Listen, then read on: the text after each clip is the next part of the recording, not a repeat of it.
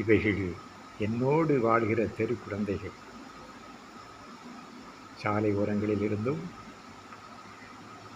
ஆற்று படுகைகளிலிருந்தும் பாதுகாப்போடு எடுத்துக்கொண்டு வரப்பட்டவை.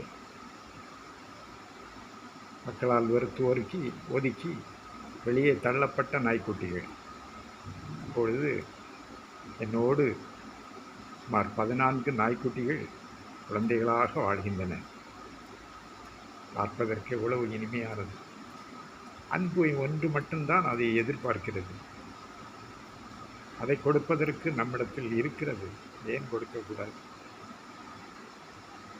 பெருப்பிள்ளைகளை நேசிக்கிற மனது நமக்கு வேண்டும்.